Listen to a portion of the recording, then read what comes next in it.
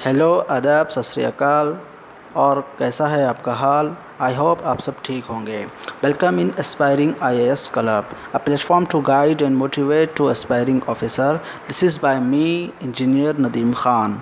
So here we are going to start how to prepare for UPSC examination. जब भी कोई candidate जो कि फ्रेशर कैंडिडेट होता है वो यूपीएससी एग्जामिनेशन की पढ़ाई करने के बारे में सोचता है, यूपीएससी के बारे में सोचता है, तो सबसे पहले क्वेश्चन उसके दिमाग में यही आता है कि how to prepare for UPSC examination. But before preparing for UPSC we should know that के एग्ज़ाम का पैटर्न किस तरीके से होता है। तो we are going to discuss in brief कि यूपीएससी एग्ज़ाम का पैटर्न कैसे होता है। तो यूपीएससी एग्ज़ाम 3 स्टेजेस में कंडक्ट किया जाता है, जिसमें आती है first stage prelims examination, second stage होती है मेंस एग्जामिनेशन और थर्ड स्टेज जो होती है वो इंटरव्यू होता है। सो हम यहाँ पर एक एक करके जो है तो डिस्कस करेंगे ब्रीफली। जो हमारा फर्स्ट स्टेज होती है वो प्रीलिम्स एग्जामिनेशन की होती है, जिसमें दो पेपर होते हैं। फर्स्ट होता है जनरल स्टडीज़, सेकंड होता है सीसैट यानी civil services aptitude test. GS जो होता है वो 200 मार्क्स का होता है और सीसैट जो होता है तो वो भी 200 मार्क्स का होता है। दोनों ही पेपर एक ही दिन में कंडक्ट किए जाते हैं। अपकमिंग एग्जामिनेशन जो 2021 का होगा वो 27 जून 2021 को होने वाला है। जीएस की अगर हम बात करें तो ये जनरल स्टडीज़ होता है, जिसके अंदर हमको history, polity, geography, economy, current affairs, science and technology पढ़नी होती है। सिविल सर्विसेज एप्टीट्यूड टेस्ट यानी सीसैट जो होता है, इसमें हमको basic mathematics, logical reasoning and यहाँ पर हमको कॉम्प्रहेंशन पढ़ना होता है। GS1 का जो कट ऑफ होता है वो हर साल वेरी करता है। जैसे हम अगर 2019 की बात करें तो यहाँ पर उसका कट ऑफ 98 था। और सीसैट की अगर हम बात करें तो सीसैट क्वालिफाइंग इन नेचर होता है। यहाँ पर हमको 33% मार्क्स यानी 66 या 67 मार्क्स लाना कंपलसरी होता है। अगर हम सेकंड स्टेज की बात करें तो सेकंड स्टेज होती है मेंस एग्जामिनेशन।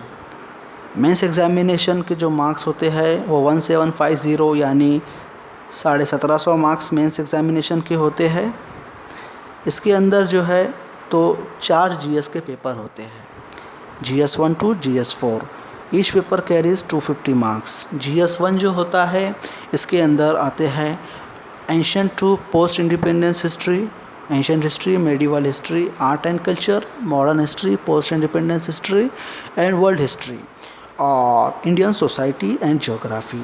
फिर GS2 होता है जिसमें आता है political science and IR। GS3 में होता है economy and environment and GS4 होता है इथिक्स का। Each paper carries 250 marks. उसके बाद हम आते हैं ऑप्शनल के ऊपर। तो ऑप्शनल के 2 पेपर होते हैं। इन सब के बारे में हम हमारी अगली वीडियोस के अंदर बहुत ही डिटेल में डिस्कस करने वाले हैं। उसका सिलेबस क्या है हम वो भी डिस्कस करेंगे। अभी हम यहाँ पर एक ब्रीफ ओवरव्यू ले रहे हैं कि ऑप्शनल क्या होता है, GS क्या होता है और वो कितने मार्क्स के लिए पूछा जाता है। ऑप्शनल के 2 पेपर होते हैं। ऑप्शनल के 26 सब्जेक्ट्स होते हैं, जिसमें से हमको किसी एक को एज अ ऑप्शनल चूज़ करना होता है। 2 पेपर्स उसके होते हैं जो कि 250 मार्क्स के लिए एक पेपर होता है। अराउंड 500 मार्क्स दोनों ऑप्शनल के लिए होते हैं। उसके बाद जो है तो एक ऐसे का पेपर होता है जिसमें हमको 2 ऐसे पूछे जाते हैं। ईच ऐसे कैरी 125 मार्क्स और उसके लिए भी हमको जो है तो टोटल 250 मार्क्स होते हैं। उसके बाद जो आता है मेंस एग्जामिनेशन के अंदर वो आते हैं 2 papers which are qualifying in nature. एक पेपर के मार्क्स 300 मार्क्स होते हैं। ये भी क्वालिफाइंग इन नेचर है। जिस तरीके से सीसैट होता है उसी तरीके से ये भी है। यहाँ पर हमको 25% ऑफ मार्क्स हमको लेकर आने होते हैं यानी 75 मार्क्स। अब आप लोग पूछोगे कि ये जो क्वालिफाइंग इन नेचर के पेपर्स है इसमें कौन से पेपर्स होते हैं। तो इसमें एक तो होता है कंपलसरी इंग्लिश और दूसरा होता है कोई भी रीजनल लैंग्वेज। तो ये हो गया है गाइस हमारा पैटर्न के बारे में कि यूपीएससी एग्ज़ाम का पैटर्न किस तरीके से होता है और कितने पेपर्स होते हैं और कौन कौन से पेपर होते हैं। फिर उसके बाद में जो होता है वो इंटरव्यू होता है, पर्सनल इंटरव्यू जो कि 275 मार्क्स कंडक्ट करता है। ये मेंस एग्जामिनेशन के बाद जो भी एस्पिरेंट्स मेंस क्लियर कर देते हैं उनको जो है तो इंटरव्यू की कॉल आती है, उनको इंटरव्यू देना होता है जो कि 275 मार्क्स जो है तो कैरी करता है। उसके बाद जो है तो ये तो हमने समझ लिया कि एग्ज़ाम्स का पैटर्न किस तरीके से होता है। उसके बाद जो है तो कुछ क्वेश्चंस फिर भी एस्पिरेंट्स के माइंड में आते हैं जिसको एड्रेस करना बहुत ज़रूरी होता है। स्पेशली जो फ्रेशर्स होते हैं उनके माइंड में बहुत क्वेश्चन आते हैं। तो सबसे पहला जो क्वेश्चन होता है वो होता है सिलेबस और उसका इम्पोर्टेंस।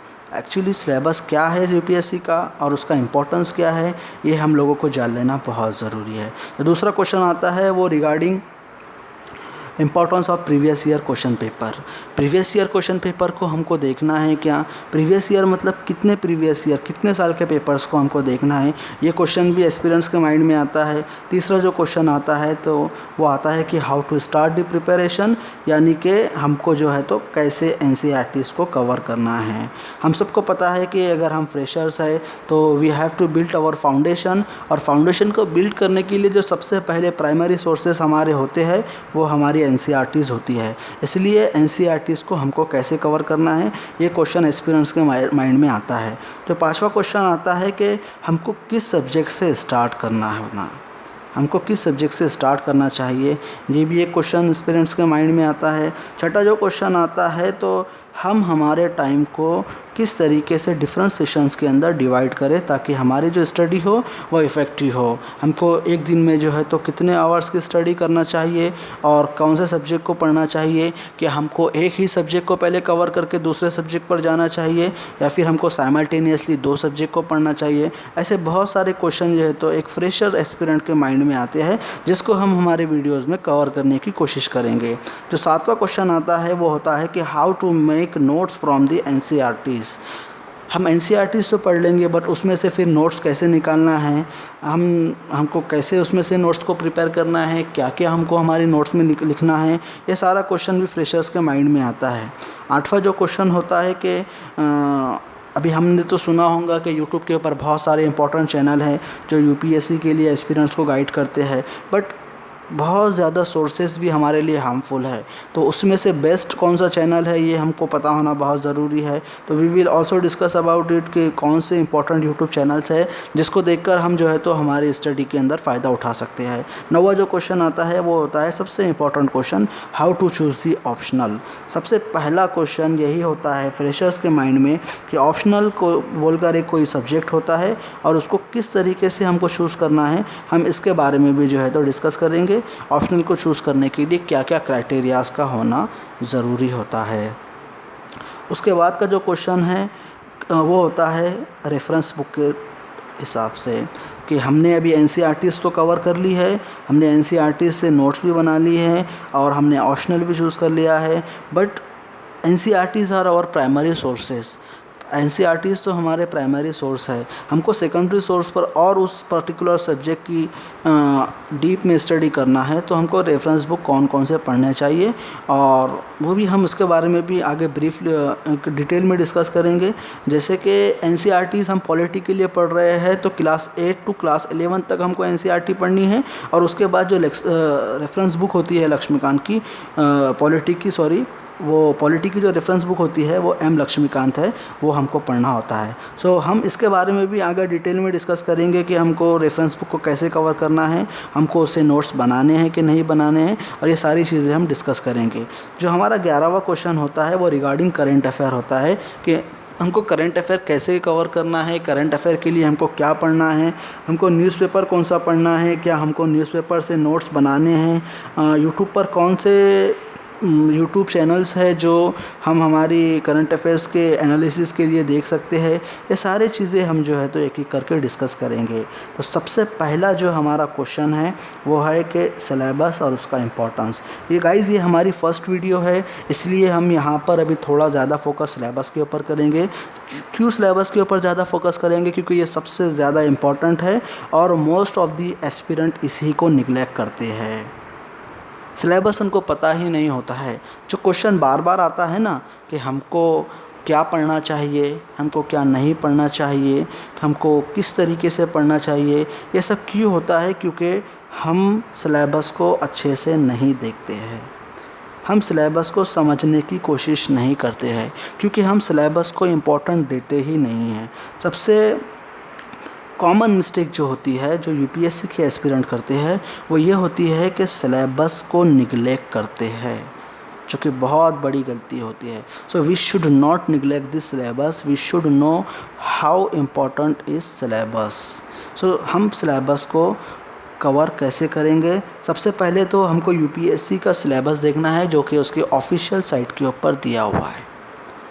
अब आप कहोगे कि यूपीएससी की ऑफिशियल साइट पे जो सिलेबस दिया हुआ है वो तो बहुत ब्रीफ में दिया हुआ है, वो बहुत छोटा है। अगर हम प्रीलिम्स के सिलेबस की बात करेंगे अकॉर्डिंग टू यूपीएससी, तो यूपीएससी ने उसको एक पेज के ऊपर डिफ़ाइन कर दिया है कि आपको मॉडर्न हिस्ट्री पढ़नी है, आपको इंडियन इकोनॉमी पढ़नी है, आपको इंडियन ज्योग्राफी पढ़नी है, इंडियन पॉलिटी पढ़नी है, साइंस एंड टेक्नोलॉजी पढ़नी है, और current news of national and international importance आपको ये पढ़ना है। बट उसके अंदर आपको क्या पढ़ना है ये बहुत इम्पॉर्टेंट है कि आपको इंडियन पॉलिटी तो पढ़नी है, बट इंडियन पॉलिटी में आपको क्या पढ़ना है। आपको मॉडर्न हिस्ट्री तो पढ़नी है, बट आपको मॉडर्न हिस्ट्री में क्या पढ़ना है। आपको ज्योग्राफी तो पढ़नी है, बट आपको ज्योग्राफी में क्या पढ़ना है। ये सारी चीज़ें हमको यूपीएससी के सिलेबस में डिफ़ाइन नहीं की गई है कि आपको क्या और कितना पढ़ना है। तो इसके लिए guys I will suggest you कि आप एक काम कीजिए, आप जीएस स्कोर का सिलेबस जो आता है, आप इंटरनेट पर यूज़ करते हो सब, तो आप गूगल क्रोम पर जाइए, वहाँ पर जो है तो आप सर्च कीजिए GS score syllabus for prelims and mains. वहाँ पर आपको जो है तो जीएस स्कोर का डिटेल्ड जिसका एनालिसिस किया हुआ है सिलेबस, वो आपको वहाँ पर मिल जाएगा।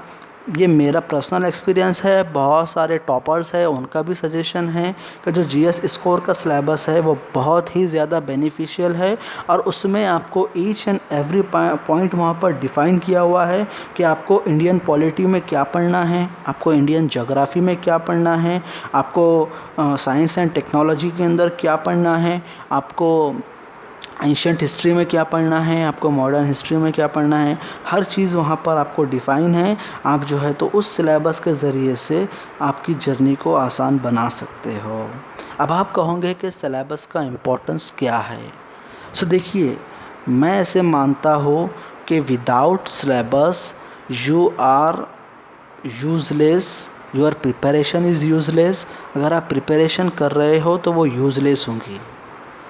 बिना सिलेबस के प्रिपरेशन करना यूज़लेस है, कोई काम की नहीं है।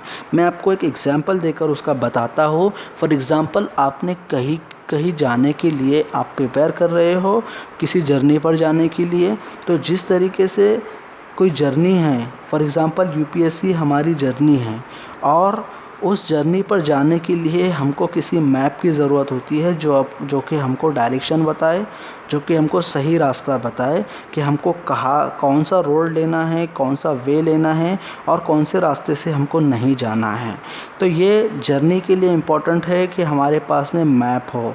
तो यूपीएससी भी एक जर्नी है, यूपीएससी भी एक जर्नी है, और उसका जो मैप है वो उसका सिलेबस है। अगर आप आपकी जर्नी में बिना मैप के जाओगे तो आप रास्ते से भटक जाओगे। You will missed your way, you will missed your direction. So अपने आप को डायरेक्शन में लाने के लिए, सही ट्रैक पर चलाने के लिए, इट इज़ मोस्ट इम्पॉर्टेंट कि आप सिलेबस को देखिए, सिलेबस को याद कीजिए। जब आप जीएस स्कोर का सिलेबस वहाँ पर पीडीएफ उसकी डाउनलोड करोगे ना, तो आई विल सजेस्ट यू कि आप उसकी एक प्रिंट आउट कॉपी निकाल लीजिए, और डेली सुबह में 10 मिनट एटलीस्ट उसको अच्छे से पढ़िए, उसको याद कीजिए, उसको मेमोराइज़ कीजिए, उसको समझिए, उसको समझने की कोशिश कीजिए। अगर आप ऐसा करोगे तो आपका जो एक कॉमन क्वेश्चन होता है, जो कि मोस्ट ऑफ द एस्पिरेंट का एक क्वेश्चन होता है कि हमको क्या पढ़ना है और हमको क्या नहीं पढ़ना है, तो ये क्वेश्चन जो है तो हमारा सॉल्व हो जाएगा अगर हम सिलेबस को अच्छे से देखेंगे। दूसरा जो हमारा क्वेश्चन आता है, importance of the previous year papers. तो ये बहुत ही कॉमन क्वेश्चन होता है, और जो कि बहुत इम्पॉर्टेंट भी है कि प्रीवियस ईयर पेपर्स का रोल क्या होता है हमारी यूपीएससी की जर्नी में। देखिए गाइस, हमने सिलेबस तो देख लिया। अब सिलेबस के अकॉर्डिंग जब आप पढ़ना चालू करोगे, स्टडी करना चालू करेंगे, तो आपको ये भी तो पता होना ज़रूरी है ना, जिस पर्टिकुलर टॉपिक को आप पढ़ रहे हो उस टॉपिक पर यूपीएससी के क्वेश्चन पूछने का तरीका क्या है, राइट। तो अगर हम बात करते हैं, कोई हम पर्टिकुलर टॉपिक पढ़ रहे हैं रिवॉल्ट ऑफ 1857 का, ओके, ये टॉपिक को हमने अकॉर्डिंग टू सिलेबस हमारे जो भी सोर्सेस है जैसे कि एनसीईआरटीज़ है, हमारी रेफरेंस बुक है, हमने वहाँ से जो है तो रिवॉल्ट ऑफ 1857 को पढ़ लिया है। बट अब हमको ये जानना बहुत ज़रूरी है कि हमने जो ये रिवॉल्ट ऑफ 1857 को पढ़ा है तो ये हमने सही डायरेक्शन में पढ़ा है क्या गलत डायरेक्शन में पढ़ा है, इसका पता होना हमको बहुत ज़रूरी है। तो ये हम किस तरीके से पता लगाएंगे, तो इसका सबसे आसान तरीका एक ये है कि आप एक काम कीजिए, आप प्रीवियस ईयर पेपर्स देखिए कि यूपीएससी ने रिवॉल्ट ऑफ 1857 पर कोई क्वेश्चन पूछा है क्या। अगर पूछा है तो वेल एंड गुड, आप उन क्वेश्चन को सॉल्व करने की कोशिश कीजिए। रिवॉल्ट ऑफ 1857 पर यूपीएससी ने जो क्वेश्चन पूछा है आप उसको सॉल्व करने की कोशिश कीजिए प्रीवियस ईयर पेपर से। अगर कभी आपका क्वेश्चन वो राइट होता है तो ये तो आपके लिए बहुत ही अच्छी बात है, मतलब आपकी जो स्टडी है वो एकदम राइट डायरेक्शन में है। अगर आपका वो क्वेश्चन रॉन्ग हो जाता है तो घबराने की ज़रूरत नहीं है, बल्कि आप देखिए कि आपका वो क्वेश्चन रॉन्ग क्यों हुआ है, क्या आपके कंसेप्ट क्लियर नहीं है या फिर आप रिकॉल नहीं कर पाए, क्या प्रॉब्लम वहाँ पर आपको हो रही है। तो प्रीवियस ईयर आपको ये रोल प्ले करेगा, प्रीवियस ईयर पेपर्स, कि आप जो कुछ पढ़ रहे हो उसको अकॉर्डिंग टू यूपीएससी पैटर्न के हिसाब से पढ़ना, ये आपको उसमें ये मदद करेगा। इस तरीके से प्रीवियस ईयर पेपर्स का रोल बहुत इम्पॉर्टेंट हो जाता है। एक कॉमन क्वेश्चन यहाँ पर ये भी आता है कि हमको कितने साल के प्रीवियस ईयर पेपर्स को देखना है। कोई कहता है 20 साल, कोई कहता है 30 साल, कोई कहता है 10 साल, सबके अपने अपने व्यू होते हैं। आई विल सजेस्ट कि आप